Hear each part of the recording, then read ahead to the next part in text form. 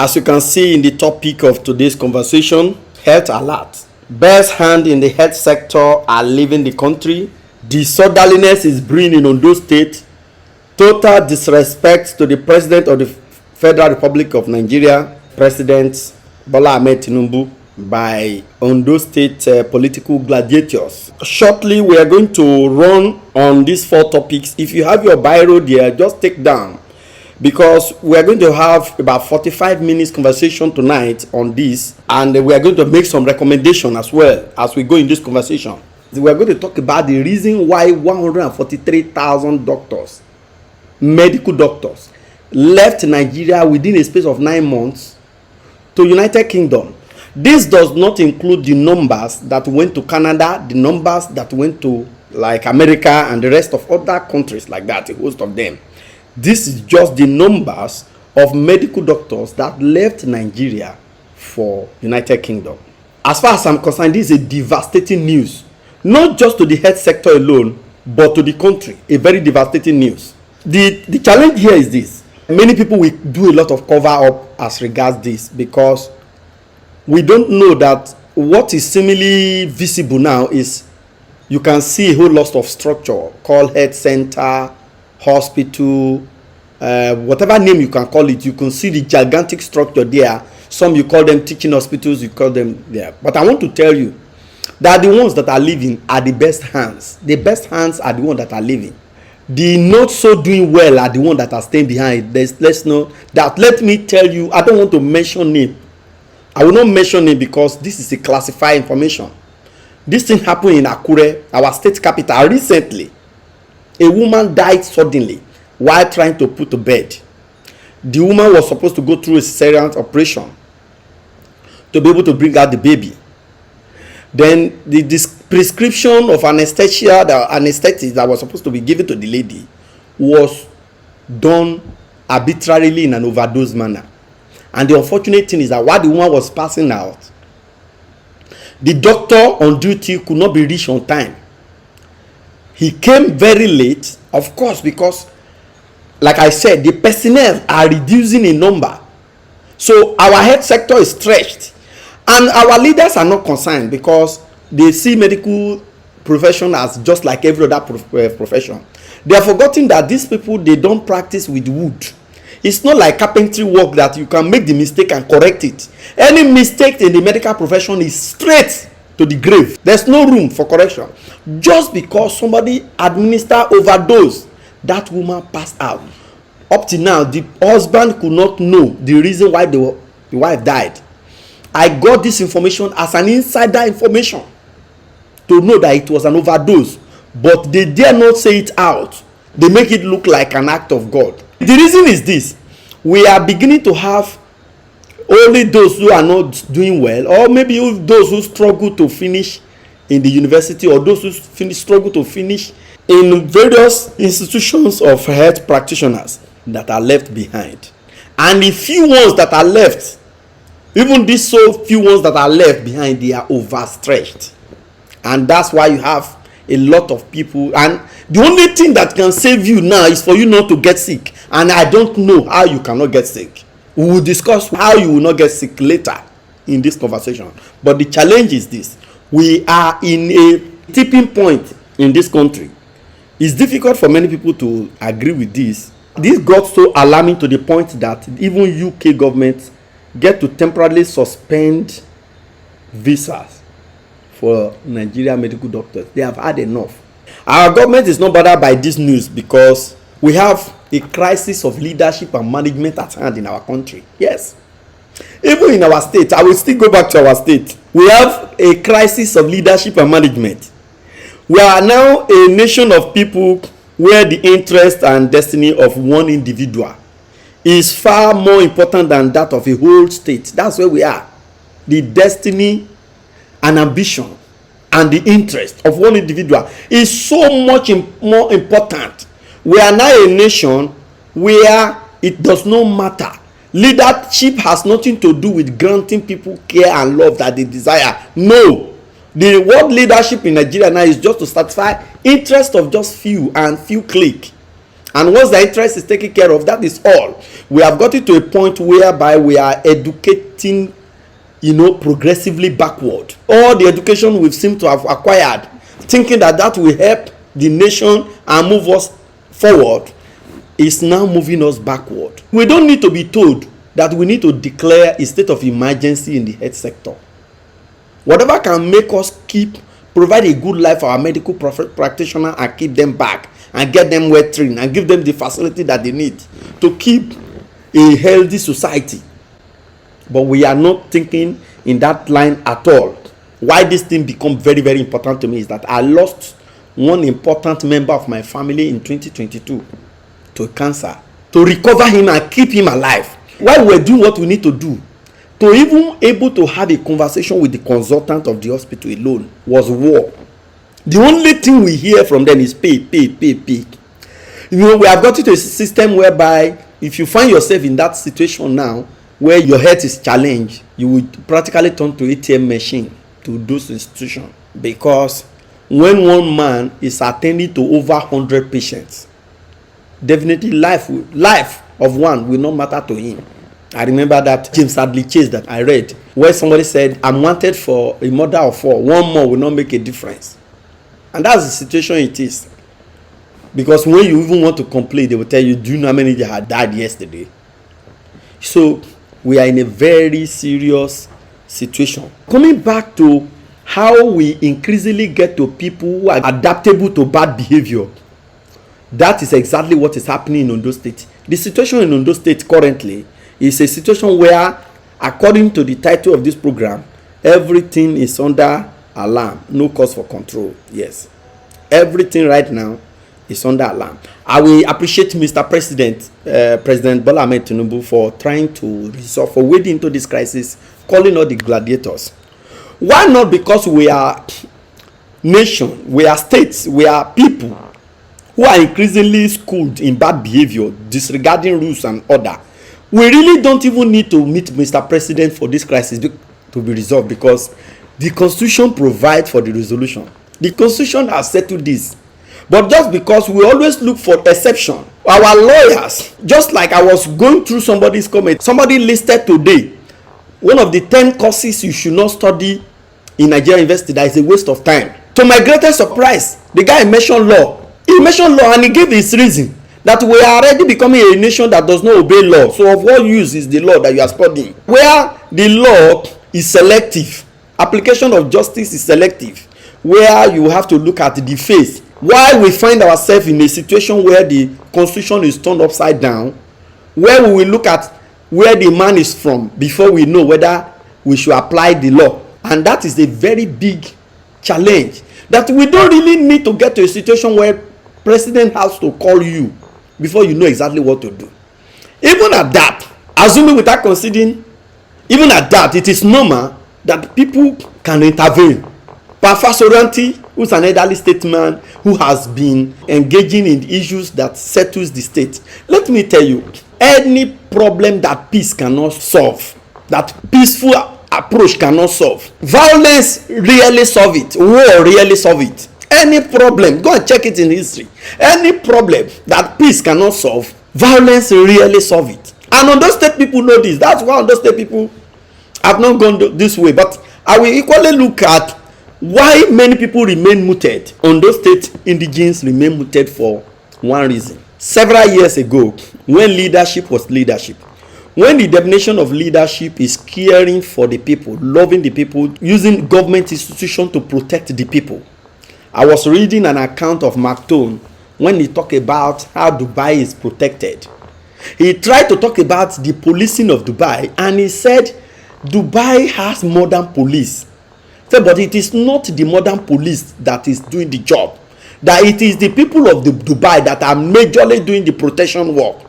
He said the reason is that their interest and aspiration is being cared for by the government. So they take care of protection of the city. That's why they said Dubai is one of the safest countries in the world. The people see protecting Dubai as protecting their own investment, because of the investment that the government is investing in them, and the protection and the opportunities that the government is using to care for their future. So they see protecting Dubai as protecting their own investment. That's why the major police work, they equally agree that it is the people that is protecting Dubai, that the police, as much as trained as they are, the major people that are protecting Dubai are the people in Nigeria. In Ondo State, the only thing your political leader know about you is when there is war. A whole lot of Nigerians have come to realize that the only time they matter to political leader is when there is war, when the political leader is fighting for a position, fighting for an opportunity, fighting for an advantage, whether in a political system or whatever system. When he's trying to gather advantage, that is only time the people are remembered. But once he succeeded, the only people that he remember that will partake in the benefits are his wife and children. That is all. That is what Nigerians have come to know. That is what Ondo State people have come to learn. That's why they kept quiet. They knew what they did to make sure that Aketi became the governor. But the advantage of the opportunity, the advantage of the position is for his wife, Madam Betty, and Babajide. The advantage of the position, of the opportunities in the leadership is for the governor and his family. And that's why everybody is getting mooted that when it is crisis, they say it's our crisis. When it is benefit, it is you and your wife and children benefit. That is the challenge that put Ondo State people in this situation that they find themselves. If not, the Ondo State people, my people, they are not as docile as this. They are not as weak, totally weak as this. But they have come to realize that it is war that the people follow to fight. When it is benefit, it is for the politician's wife and it is for the politician's children.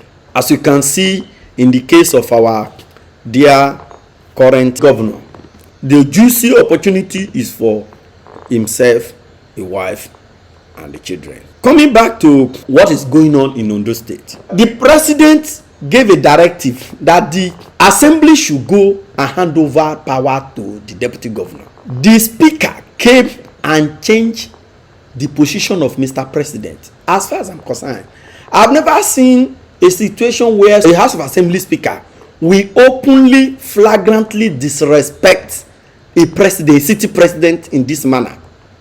President said, okay, go and do this, go and do this.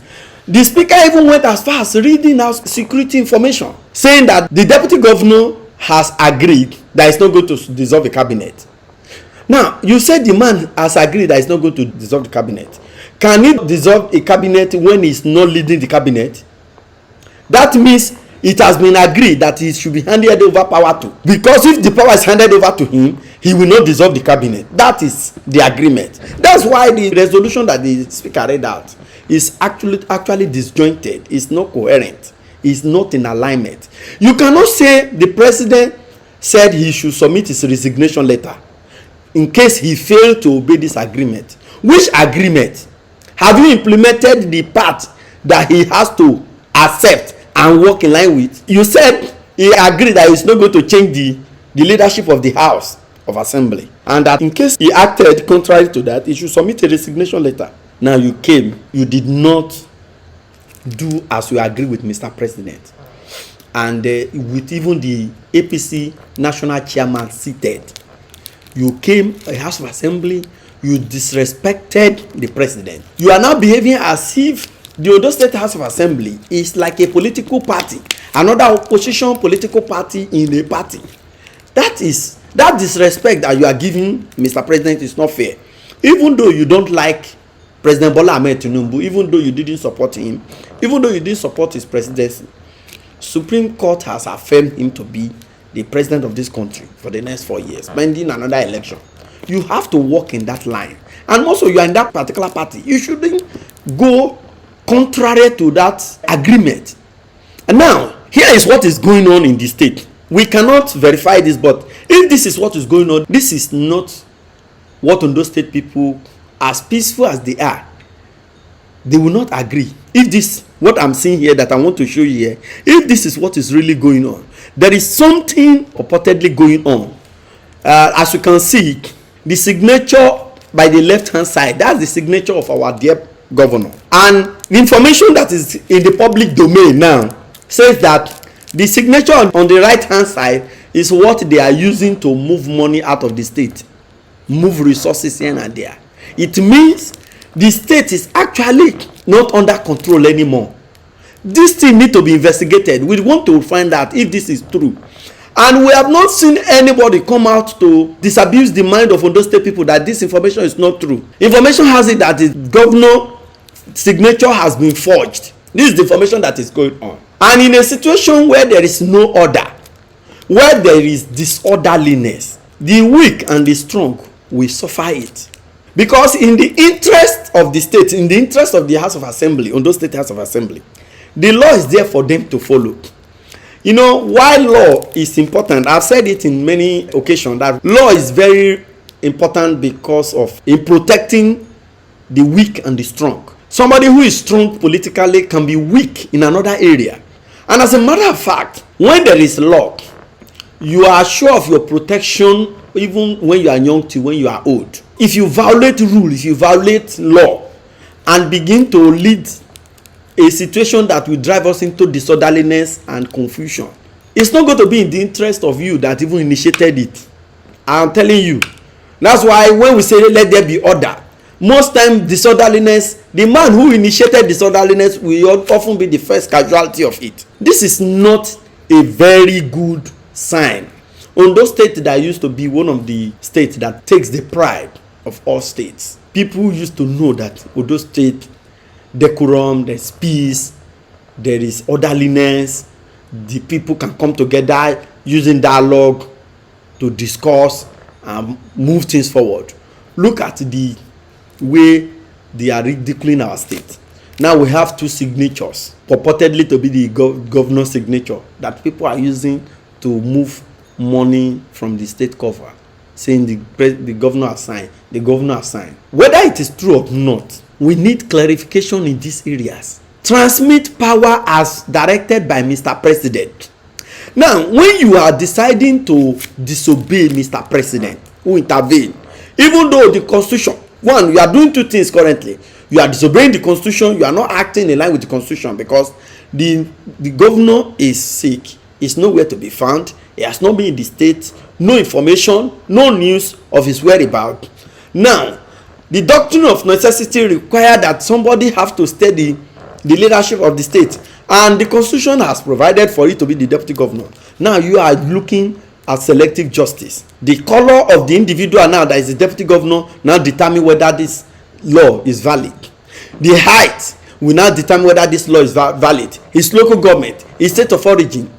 Are you saying the wisdom of the governor who chooses him to be deputy? He didn't know that there is a constitution that will mandate the man to act when a situation like this happen. This is a serious call to action. The next thing that we follow now is that the National Assembly will have to be called upon to take over the function of the State House of Assembly. Yes, it's possible because the Ondo State House of Assembly is not performing their function as they should perform it. They are going overboard. They are violating different sections of the Constitution.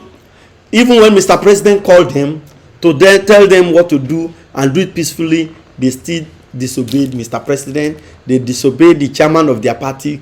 Only God knows the interest that they are serving if they are putting the state in this state of standstill. Ondo State is standstill. Currently, Ondo State is standstill. We really don't know when this is going to come to an end. I assure the members of Ondo State House of Assembly that if they cook soup for Ondo State indigene, it is easy for Ondo State indigenes to eat the food and finish it. But if Ondo State indigene cook for Ondo State House of Assembly, they will not be able to finish it.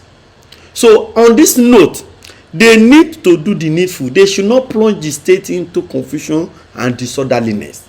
They should do what is important, what is right. Like I was saying earlier, the mere fact that we are used to bad behavior, the mere fact that we go to school to go and study only a section, we don't study the law, we are only majoring in the minor, and that is what is leading us to this level of impunity, level of misbehavior, level of disregard for authority, disregard for order, disregard for elder statesmen who have made serious effort to intervene so that this state can move forward. In your mind, it look like Ondo State people have been captured.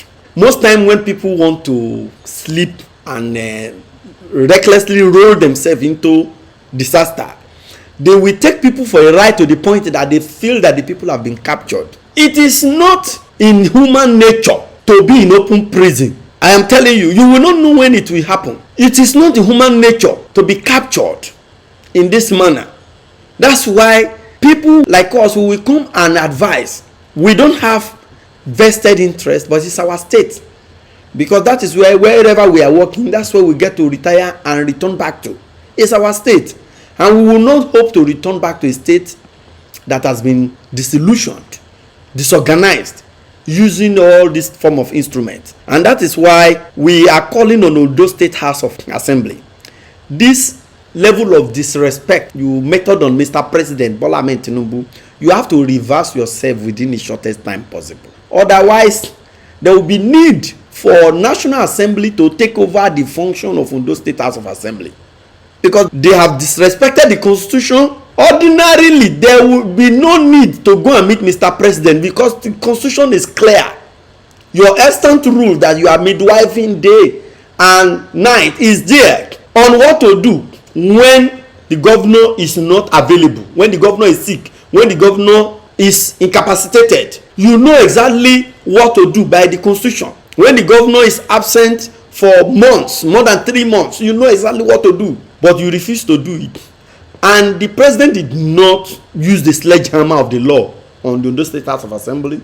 He still talk to you in a solemn manner as people of the same party, leaders of the state who want things to move forward. You still come back and still plunge the state in a confusion.